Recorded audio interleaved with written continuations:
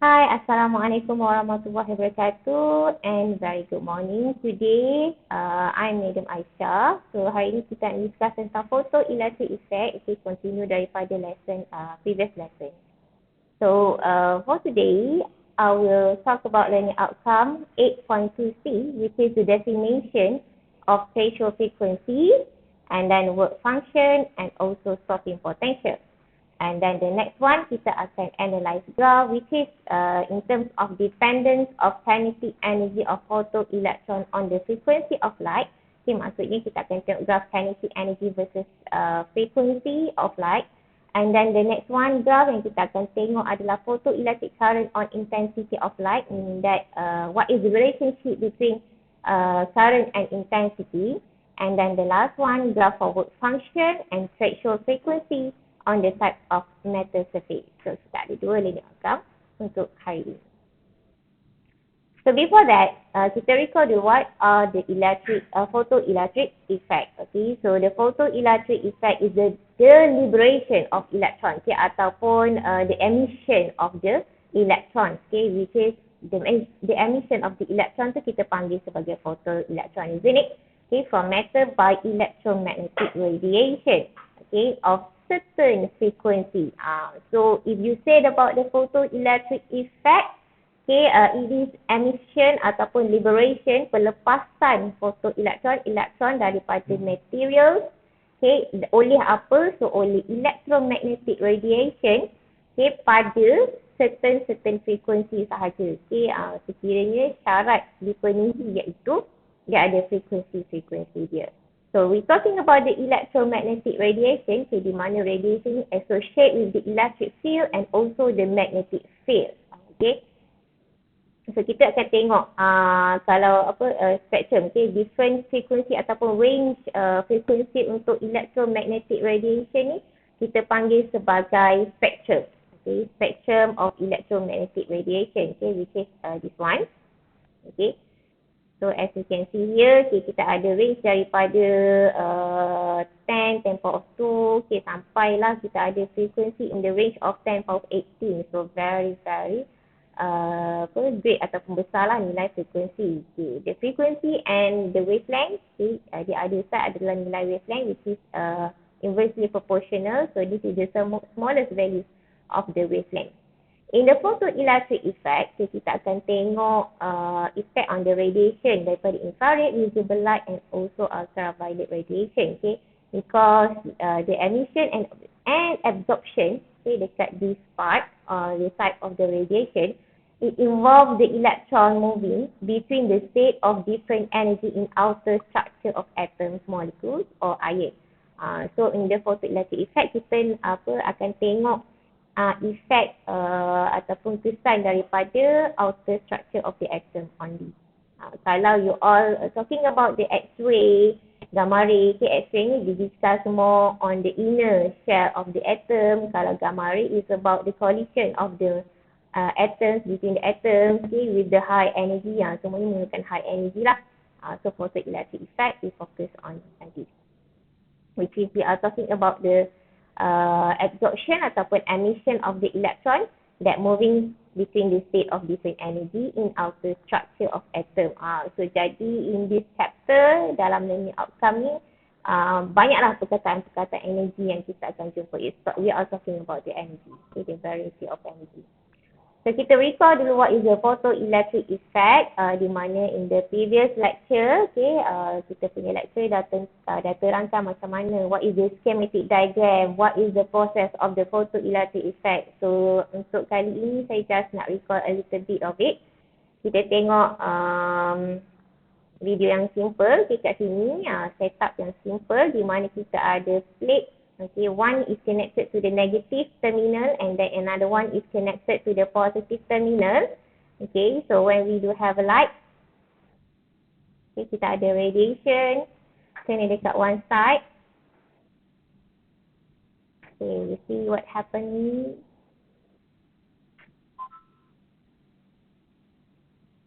Okay, so light yang kita kenakan dekat material tersebut, okay, you all tengok kat sini, there is no emission of the electron, isn't it? Okay, sebab apa? Sebab tenaga dia tidak mencukupi. Okay, requirement untuk kita membebaskan photoelektron tu dia mesti exceed the values of the work function. So what actually happen is kita ada incident light ray which is strike the metal. Okay, light ray daripada energy daripada light tu, okay, which is energy tu energy kat photon lah. Okay, so energy of the photon, okay, dia kena dekat metal surface. So what happen is apa yang akan berlaku, energy tu akan diserap, okay, absorbed by the material. Okay, each material dia ada work function tersendiri. Work function kita akan discuss. Okay, apa dia term work function tu? Simplify lah, saya boleh cerita work function tu adalah energy untuk material. Tapi istilah ataupun definition yang tepat kita akan tengok. So, saya nak bagi simple saja untuk you all faham. We do have energy from light, which is energy from photon. Strike the metal, setiap metal dia ada energy dia yang tersendiri. Energi yang kena dekat metal tu akan diserap oleh metal tersebut. Sekiranya sudah mencukupi, barulah dia akan release the electron. Electron yang release tu, itu kita panggil sebagai photoelektron. So electron yang release tu, dia ada tenaga kinetic energy. So jadi excess of the energy, lebihan tenaga yang dia dapat daripada radiation from light tadi tu, lebihan tenaga setelah kita gunakan untuk material, barulah ada emission of the photoelectron with the energy known as the kinetic energy. Okay, so that is part of kita recall lah what is the photoelectric effect is. So now we continue. Okay, after we recall the photoelectric effect process tadi, so kita nak recall sedikit tentang Einstein photoelectric equation, which is given by equation E equals to W naught plus K max K. This equation is come from the conservation of energy. So kita tahu energi tidak dapat dimusnahkan. Dia boleh transfer. So jadi kita masih lagi menggunakan konsep energy, which is total energy initial equals to the total energy final. Once you all dah faham tentang konsep of the photoelectric effect, you all boleh bayangkan, imagine that, kita ada tadi energi yang asal adalah energy radiation from the light, which is photon. So mula-mula initial kita ada energy of the photon. This E indicate energy of the photon.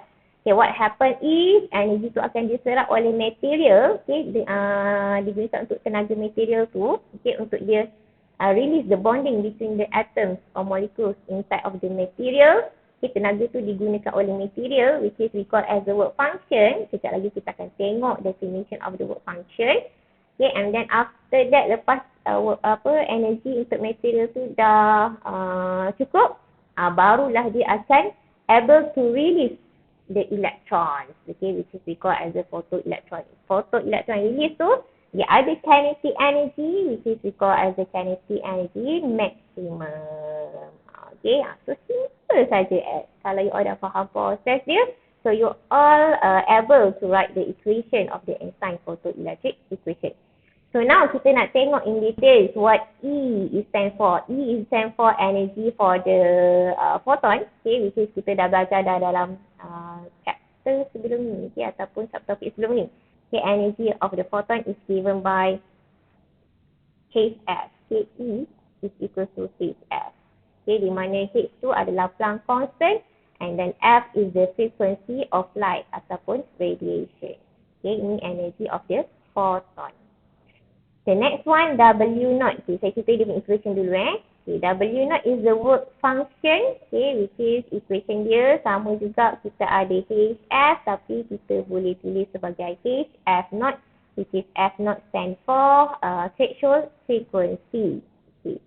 Kedua-dua equation ni Hf naught. Remember that bila kita belajar wave dulu kita ada jumpa satu equation that relate the frequency and the wavelength. Masa tadi pun kita dah tengok di mana electromagnetic spectrum tu, dia ada relate frequency and also the wavelength kan. So apa equation yang relate both of it? So kita akan gunakan equation F sama dengan C over lambda. So jadi another way to write this equation, your energy will become E equals to Hc over lambda pun boleh, Hf pun boleh. Sama juga dengan W naught, it can be Hf naught ataupun Hc over lambda naught. Okay, which is lambda indicate the wavelength of the ray lah, light ray. Okay, so then kinetic energy maximum, kinetic energy equation dia which is half mv square. Km is the mass. Sebab kita cakap tentang apa yang partikel keluar tu. Partikel keluar tu adalah elektron kan. So, jadi this m indicate the mass of the electron ataupun photoelectron. And then V is the speed of the electron. Okay, another way to write the values ataupun formula for the kinetic energy, we can write as well as E times by Vs. Okay, E is the magnitude of charge of electron which is constant 1.6 10 power of negative 19, and then Vs stands for stopping voltage. Okay, kejap lagi pun kita akan discuss further what is the definition of the stopping voltage. Okay, V lepas tu ada S kecil kat sini menunjukkan stopping lah. EVS ni dia macam sama kalau you all dah belajar sebelum ni, kita ada jumpa juga unit of energy which is dalam electrovolt. Okay, satu unit electrovolt EV. This one EVS. Okay, EVS adalah formula, it's not unit. Okay, so jangan confuse. Okay, tadi kita dah tengok equation of the Einstein photoelectric equation. In order to analyze the graph, okay, banyak option kita hari ni untuk analyze the graph. Tapi untuk analyze the graph, you all kena faham dulu term-term yang ada dalam graph tersebut yang I nak discuss. So, the first one, we discuss what is the definition of the work function. Okay, work function, symbol W naught, okay, which defined as the minimum energy required to remove an electron from a solid, okay, ataupun material, ataupun metal lah. Okay, so jadi work function is the minimum energy. Energy yang paling kurang lah yang you all kena bagi dekat material tersebut in order to release its electron. Okay, so that is the work function. The next term yang kita nak tengok, physical quantity yang kita nak tengok is the threshold frequency.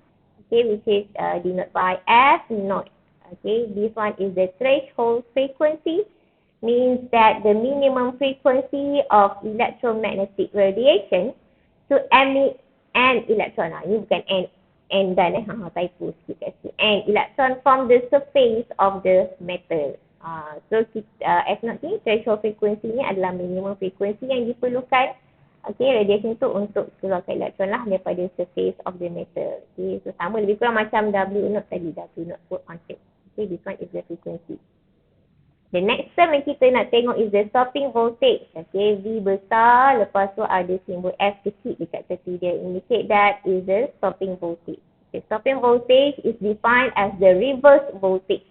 Okay, sangat penting perkataan reverse voltage. That is the keyword for stopping potential. Okay, Vs, stopping potential is the reverse voltage applied to anode. Okay, kita reverse voltage ni kat mana? Dekat anode. Okay, anode tu kita tahu sebagai positif kan.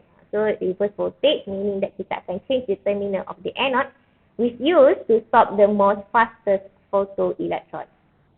So, kita recall a little bit schematic diagram. Okay, which is this diagram I took from this website. Okay.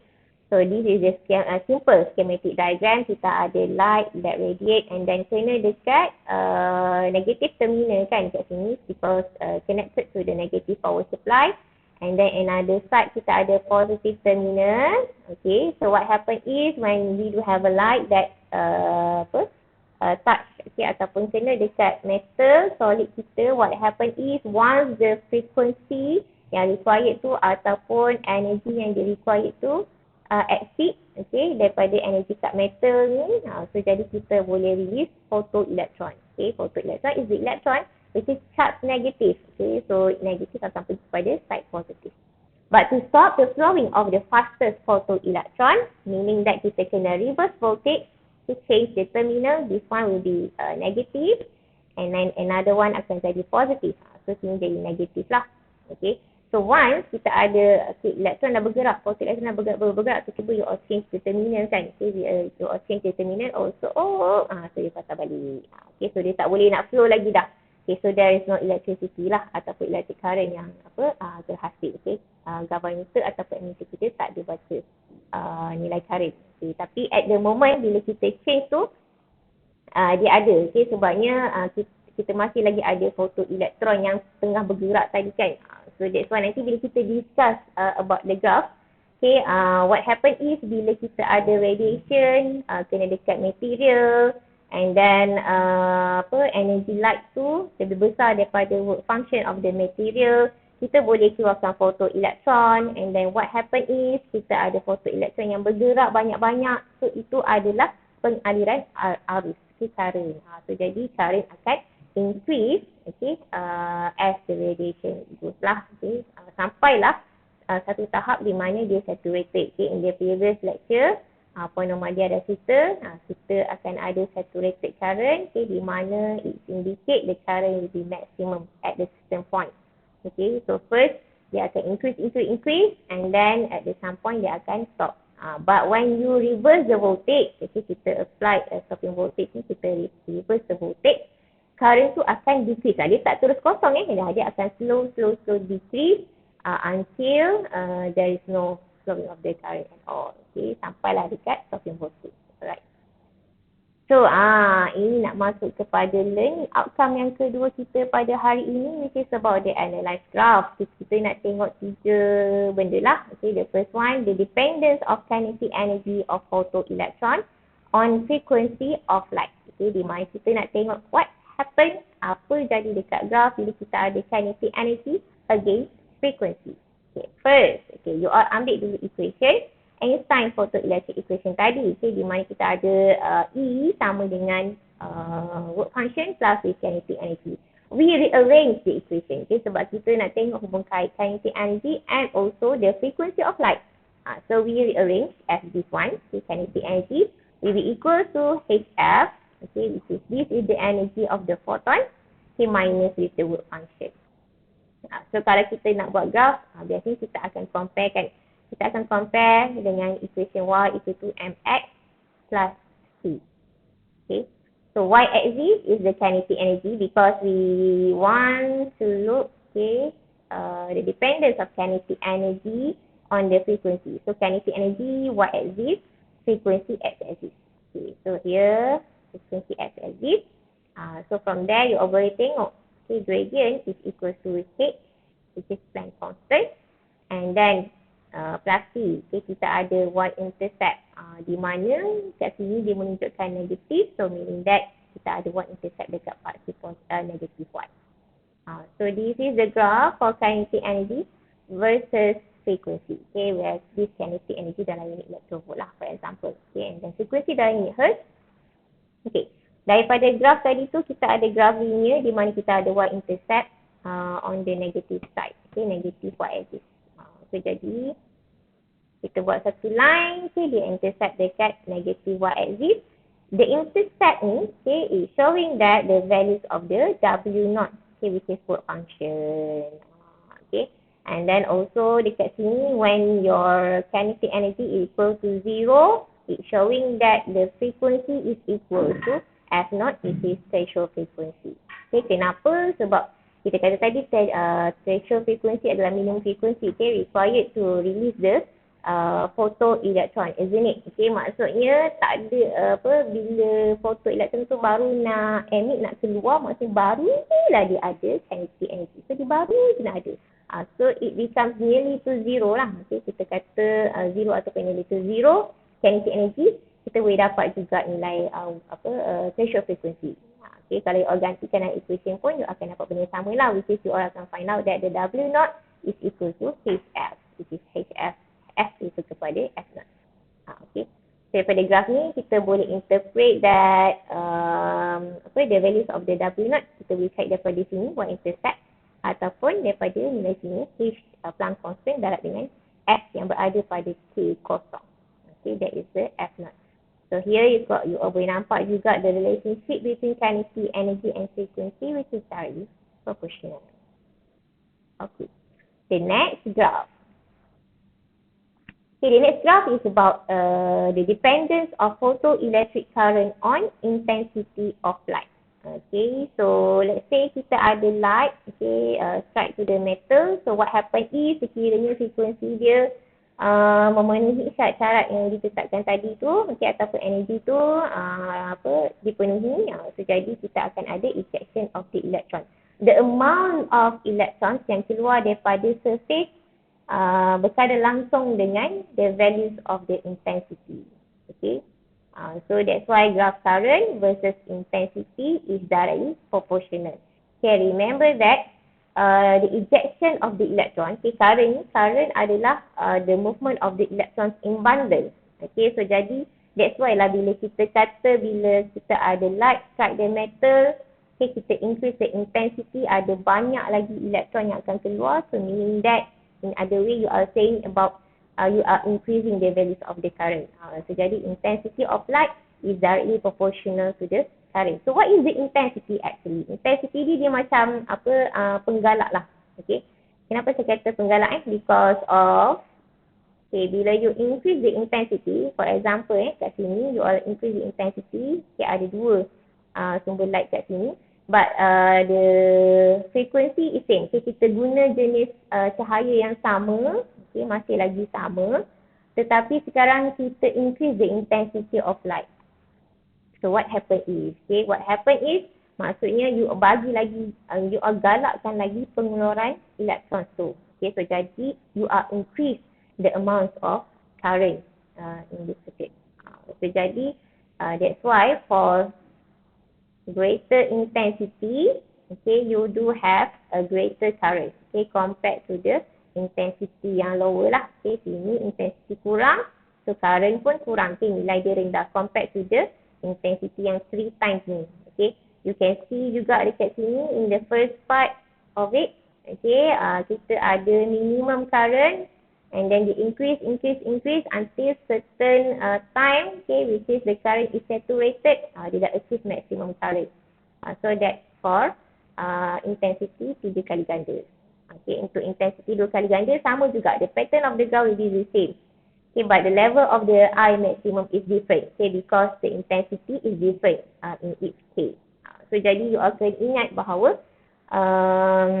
intensity is very proportional to the current. As you increase the values of the intensity, you are increase the values of the current. But, kena ingat juga bahawa frequency of the light, frequency of the radiation tu you all tak ubahkan. So maksudnya tenaga yang you all bagi dekat photon yang diabsorb oleh material, yang dikeluarkan oleh elektron masih lagi sama.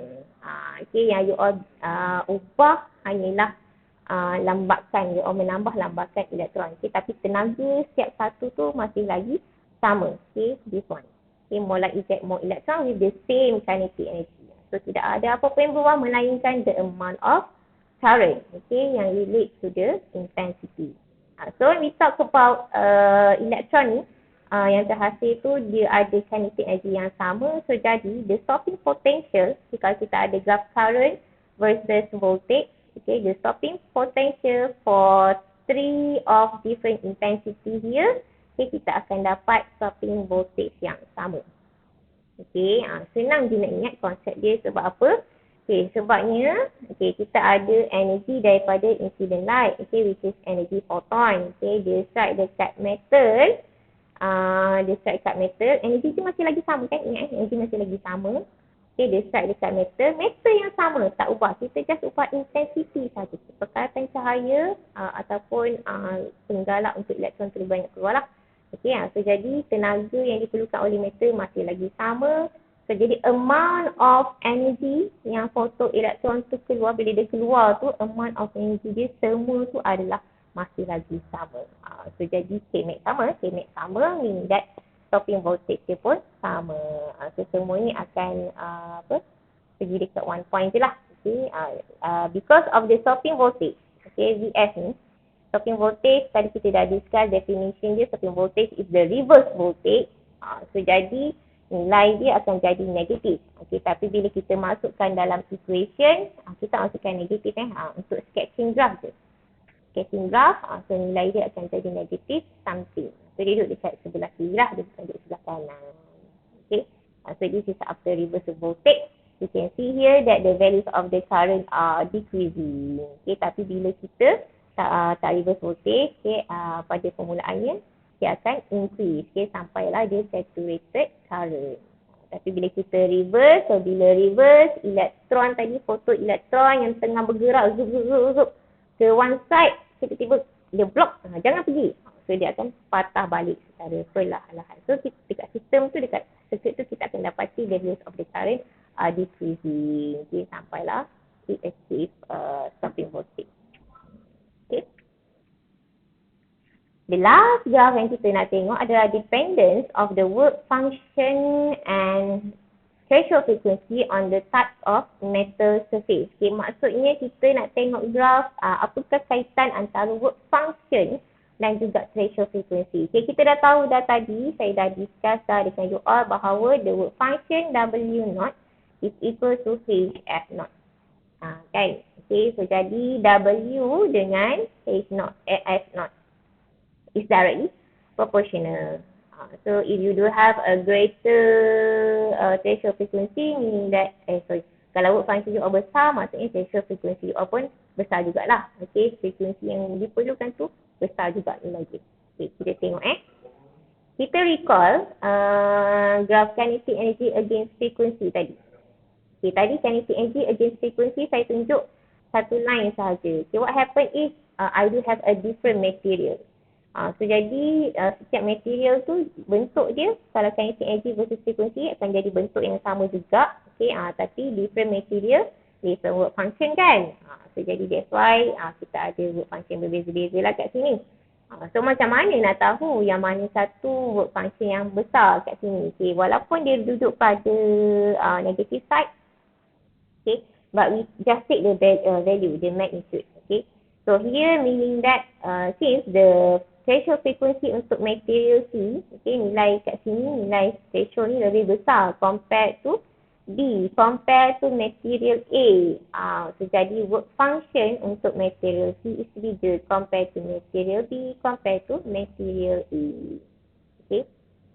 Same goes for graph. Kita ada graph V against F. Okay, di mana V ni adalah stopping voltage against frequency. So dia sama je sebenarnya graph ni macam yang graph sebelum ni, kinetic energy versus kinetic energy versus frequency. Okay, sebab kita dah faham tadi kan, kinetic energy is equal to E VF. Okay, dia sama tapi tak serupa tau. Okay, jangan tersalah pula pattern dia sama. Okay, sebab apa? Sebab kinetic energy dengan frequency is directly proportional kan. So jadi pattern dia samalah. So sini sebenarnya adalah panjang-panjang kan sampai hujungnya, tapi kita tak lukis. Okay, kita just lukis sampai situ pun betul juga, which is graph voltage, stopping voltage against frequency. Okay, as you can see here, sama juga dia punya petak diagram macam tadi. This one meaning that metal work function for metal C is bigger compared to metal C compared to metal A. So jadi banyak tenaga yang diperlukan untuk release the photoelectron from metal C compare dengan metal A. Okay, in terms of ni graph stopping voltage, potential against frequency. Okay, pattern yang sama macam kinetic energy against frequency, but if you want to calculate the values of the stopping voltage ke, nak cari work function ke, tak boleh lah dia kata sama kan. Okay, dia kata sama kan. So kata soalan tu dia tanya tentang cari work function, okay, untuk metal A. So ada nilai kat sini, bla bla bla bla. Okay, ada nilai kat sini, so you pun ambil nilai ni sebagai work function. Okay, nampak sama je benda ni. Okay, pattern dia tapi dia tak serupa. Sebab this one is stopping voltage against frequency. Okay, so stopping voltage kalau against frequency, kalau you all rearrange the equation, Einstein equation tadi tu, Einstein photoelectric equation, so you akan dapati, you all kena bahagi dulu dengan E lah. Okay, baru dapat nilai work function. So jangan ambil kat sini saja. Unless you all ada graph kinetic energy versus frequency, barulah you all ambil dekat y-intercept ni the values of work function. Okay. So itu saja guys untuk video kuliah kali ini. So dua benda yang kita discuss tadi, which is the first one, definition of the work function, threshold frequency and stopping voltage. You all kena faham betul-betul, bukan setakat definition, tapi dia punya konsep macam mana proses of the photoelectric. And then the next one baru you all boleh analyse graph dengan baik lah. Alright. So that's it for today. Thank you. All the best.